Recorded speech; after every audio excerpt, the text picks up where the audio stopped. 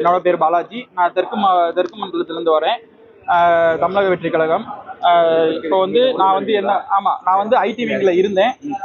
அதாவது அதிகபட்சமாக காசு கேட்டனால எனக்கு பொறுப்பு வேணாம்னு சொல்லி நான் விலகிட்டேன். என்னோட மனைவி ஷர்மிளா பாலாஜி, அவங்கள வந்து தெற்கு மாவட்ட மகளிர் அணி அமைப்பாளராக நாங்கள் 2 பேர் பயணித்தோம். அவங்க வந்து தெற்கு மாவட்ட மகளிர் அணி அமைப்பாளராக வந்து சேர்ந்தாங்க. அதுக்கப்புறமேட்டு அவங்களுக்கான ப்ரூஃப் எல்லாமே இருக்குது. அதாவது நாங்கள் சேர்ந்து ஃபங்க்ஷன் பண்ணோம். அவங்க வந்து மாவட்ட மகளிரின் தலைவியாக இருந்தனால அவர் எஸ்ஆர்டி தங்கப்பாண்டி, எஸ்ஆர்டி சஞ்சய் இவங்கெல்லாம் சேர்ந்து எங்களுக்கு அந்த பதவி தரோன்னு சொல்லி பொருளாகவும் காசாகவும் வாங்கியிருக்காங்க. எங்ககிட்ட இருந்து ஐஃபோனு, சோஃபா, பிரிண்டரு மற்றும் நிறையா பொருட்கள் வாங்கியிருக்காங்க. ஆஃபீஸ்க்கு வேலை பார்த்துருக்கோம். அதே மாதிரி மாநாட்டுக்கு செலவு பண்ணியிருக்கோம். மதுரையில் நடந்த 2ஆம் மாநாட்டுக்கு வந்து நாங்கள் வந்து செலவு பண்ணியிருக்கோம். 2 லட்ச ரூபாய்க்கு மேலே செலவு பண்ணியிருக்கோம். அதுக்கான ப்ரூஃப் எல்லாமே எங்ககிட்ட இருக்குது. அதுக்கப்புறமேட்டு இவரோட வழிகாட்டுதலின்படி யோகானந்த், ஹனியா இவங்க 2 பேரும் வந்து இவங்களுக்கு நாங்கள் அறிமுகப்படுத்தி வைக்கிறோம். அவங்க வந்து ஐடி கம்பெனி மற்றும் ட்ரேடிங் இதில் நடத்தி முதலீடு பண்ண சொல்கிறாங்க. அதில் வந்து நாங்கள் வந்து 16 லட்சத்துக்கு மேலே முதலீடு பண்ணுறோம். முதலீடு பண்ணதுக்கப்புறம் அது வந்து 50 லட்சமாக மாறிடுச்சு அப்படின்னு சொல்லி இவங்க வந்து சொல்கிறாங்க எங்கிட்ட. அதுக்கான ப்ரூஃப் எல்லாமே எங்ககிட்ட இருக்குது.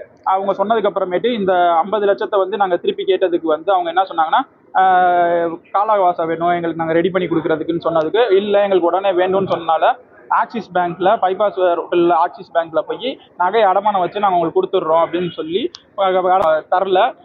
காசு ஏறுறதுக்கு நான் வெளியே ஒரு 15 லட்சம் ரெடி பண்ணியிருக்கோம், மொத்தம் 50 லட்சமாக உங்களுக்கு நாங்கள் கொடுத்துட்றோன்னு சொல்கிறாங்க. 2 நாள் கழிச்சு நாங்கள் கேட்குறோம்.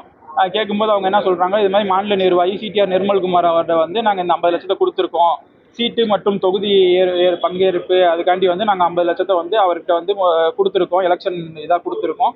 அது வந்ததுக்கு வரைக்கும் கொஞ்சம் வெயிட் பண்ணுங்கள், நம்ம அதுக்குள்ளேயும் 1 மாதம் எலெக்ஷன் முடிஞ்சோடனே நம்ம வந்து அதை வந்து 1 கோடி ரூபாயை உங்களுக்கு திருப்பி கொடுக்குறோம், 1 கோடி ரூபாயை திருப்பி கொடுக்குறோம்.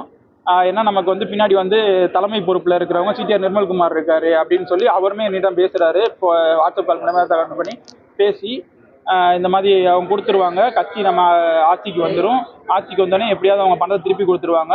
தங்கப்பாண்டி மேலேயும் மற்றும் அவர் பையன் சஞ்சய் மேலேயும் எந்த ஒரு புகாருமே கொடுக்க வேணாம், எதுவும் பண்ணிக்க வேண்டாம், உங்கள் மனைவியை எந்த பொறுப்பில் இருக்காங்களோ அதில் இருப்பாங்க அப்படின்னு சொல்லி எங்களுக்கு வந்து அஷூரன்ஸ் கொடுக்குறாரு அவர் ஆஃபீஸில் வச்சு பேசி.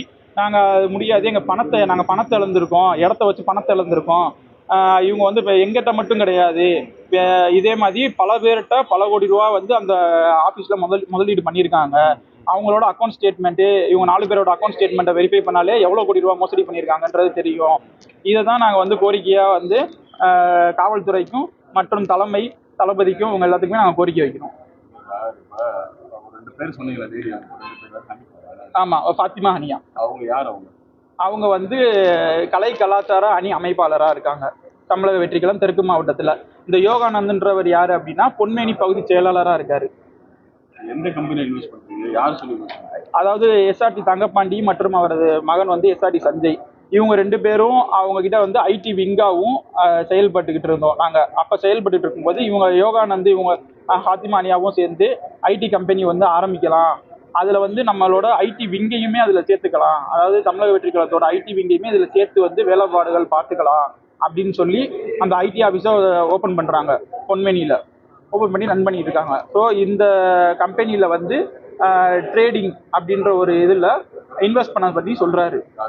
எஸ்ஆர்டி தங்கப்பாண்டியும் வந்து எங்ககிட்ட வந்து பேசுகிறாரு, இந்த மாதிரி காசு வந்து இன்வெஸ்ட் பண்ணிங்கன்னா உங்களுக்கும் ஒரு காசு கிடைக்கும், அது மூலிமா கட்சி செலவுக்கும் நீங்கள் காசு எடுத்துக்கலாம், எனக்கும் கொஞ்சம் காசு கொடுக்கலாம் அப்படின்னு சொல்லி எங்ககிட்ட பேசுகிறாங்க. இது மூலியமாக நாங்கள் இன்வெஸ்ட் பண்ணியிருக்கோம். நாங்கள் 50 லட்ச ரூபா கிட்ட இன்வெஸ்ட் பண்ணியிருக்கோம். ஆமாம் இன்வெஸ்ட் பண்ணியிருக்கோம். என்ன டேர்ம்ஸ் இன்வெஸ்ட் பண்ணுறீங்க? ரிட்டர்ன்ஸ் அப்படின்னா இப்போ எப்படின்னா நமக்கு ஃபஸ்ட்டு வந்து நம்ம இன்வெஸ்ட்மெண்ட்டு ஒரு 14 லட்ச ரூபாவை ஃபஸ்ட்டு நம்ம கொடுத்து அதில் வந்து அதை வந்து இரட்டிப்பாக ஆக்குறாங்க. இரட்டிப்பாக ஆக்கி 50 லட்ச ரூபாய் ஆனதுக்கப்புறமேட்டு அவங்க என்ன சொல்கிறாங்க, அந்த 50 லட்ச ரூபா அமௌண்ட்டையும் நம்ம மறுபடியும் இன்வெஸ்ட் பண்ணுறோம், மறுபடியும் உங்களுக்கு இன்வெஸ்ட் பண்ணி அதை பெருக்கி உங்களுக்கு வந்து கொடுக்குறோம்.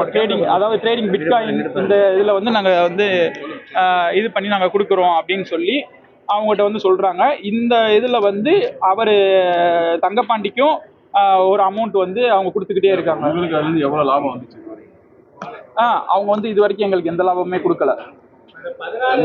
ஆமாம், எந்த லாபமுமே கொடுக்கல. 16 லட்சம். ஆமாம், இன்வெஸ்ட்மெண்ட்டுக்கு வந்து 50 லட்சம் நாங்க வந்து கொடுத்துருக்கோம். 50 லட்சமா அதை பெருக்கியிருக்காங்க அவங்க. நீங்க எவ்வளவு கொடுத்துருக்கீங்க? நான் வந்து 16 லட்சம் கொடுத்துருக்கேன் சார். 16 லட்சம் கொடுத்ததுல வந்து 50 லட்சம் மாத்திட்டாங்க. 50 லட்சம் மாத்தி அவங்களே என்கிட்ட சொல்லிட்டாங்க, இதுமே 50 லட்சம் மாறிடுச்சு, 50 ஆயிருச்சு. அதையுமே அதான் உங்க இன்வெஸ்ட்மெண்ட், அதுதான் அவங்க 50 லட்சம் தான் உங்க இன்வெஸ்ட்மெண்ட் அப்படின்னு சொல்லி எங்கிட்ட அவங்க சொல்லி மறுபடியும் அந்த 50 லட்சத்தை கொடுங்க அப்படின்னு சொல்லி அந்த இன்வெஸ்ட்மெண்ட்டை மறுபடியும் வாங்கி உள்ள போடுறாங்க. நாளைக்கு கீழே நிக்கிறேன் ஒருத்தர் 10,000 ரூபாய் கொடுத்தானா நான் வந்து அவனை மேல எடுத்துக்கு நிப்பாட்டுவேன், உடனே கீழே இருக்குவேன்.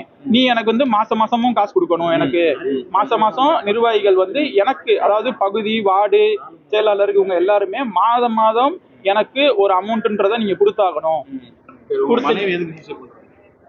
அதாவது இந்த காசு வந்து அவங்க கொடுக்க மாட்டேன், நாங்க வந்து உங்களுக்கு வந்து காசு கொடுத்துட்டோம் அப்படின்னு சொல்லி அவங்க வந்து என்னன்னா அந்த போட்ட காசை வந்து கொஞ்சம் கொஞ்சமா எங்களுக்கு திருப்பி அனுப்புறேன் அப்படின்னு சொல்லிட்டு அவங்க வந்து சொல்றாங்க. அவங்க இது வந்து எப்படி அப்படின்னா, எங்களுக்கு வந்து லேண்ட் வச்சு நாங்க இந்த காசை வந்து இன்வெஸ்ட்மெண்ட் பண்ணியிருக்கோம் அப்படின்றப்ப இப்ப லேண்ட் வந்து அதாவது ஏலத்துக்கு வந்துருச்சு அப்படின்னா நாங்க அந்த லேண்டை திருப்ப முடியாது. அதாவது இந்த லேண்டோட மதிப்பு வந்து 80 லட்சத்துக்கு மேல, நாங்க அதுல 3ல் ஒரு பங்கு தான் வாங்கி நாங்க வந்து கொடுத்துருக்கோம், அடமானம் வச்சு கொடுத்துருக்கோம், அடமாங்கடம்புல வச்சு கொடுத்துருக்கோம். ஸோ அப்படின்றப்ப இந்த லேண்டு போயிருச்சு அப்படின்னா அது வந்து என்ன மனைவினால தாங்கிக்க முடியல, காசு மொத்தமா போயிடும் அப்படின்ற ரொம்ப மன உளைச்சலுக்கு ஆளாயிட்டாங்க. நானும் என் மனைவி ரொம்ப மன உளைச்சல். அவங்க வந்து அந்த முடிவுக்கு வந்துட்டாங்க. தலைமைக்கு என்ன சொல்றீங்க? தலைமைக்கு என்ன சொல்றீங்க? தலைமைக்கு வந்து நாங்கள் கோரிக்கை வைக்கிறோம் சார். என்ன கோரிக்கை வைக்கிறோம்னா, இந்த மாதிரி எங்களோட காசு மொத்தமாக முதலீடு பண்ணியிருக்க எல்லா காசும் எனக்கு வந்து திருப்பி வாங்கி கொடுத்துருங்க.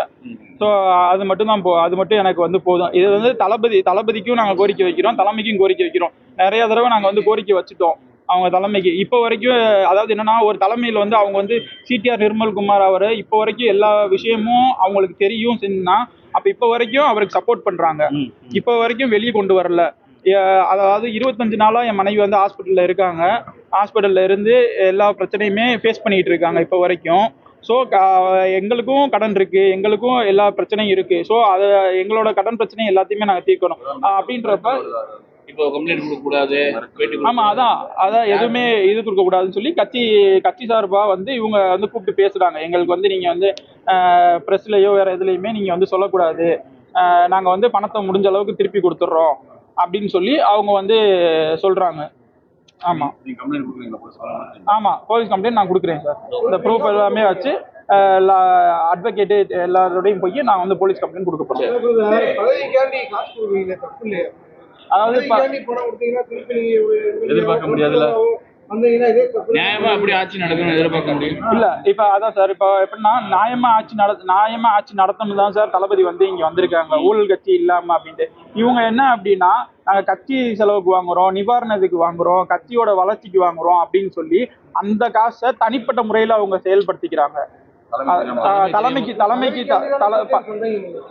அதான் சார் பதவிக்கு, அதாவது உங்களுக்கு நாங்கள் பதவி கொடுக்குறோம். அதாவது என்னன்னா, நீங்க இன்னைக்கு வந்து எனக்கு வந்து காசு கொடுத்தீங்கன்னா உங்களுக்கு பதவி கொடுப்பாங்க, நாளைக்கு வேற ஒருத்தர் கொடுத்தாருன்னா அவர் கொடுப்பாரு, அவங்களுக்கு பதவி கொடுக்குறோம்.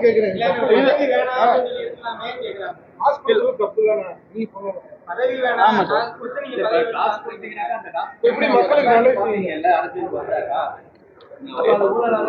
ஆமா சார், அதாவது இவங்க என்னன்னா தலைமையும் தளபதியை ஏமாத்தி ஊழல் பண்றாங்க. மெயின் இதுவே அதுதான், தளபதியும் தலைமையை ஏமாத்தி அவங்க வந்து ஊழல் பண்றாங்க.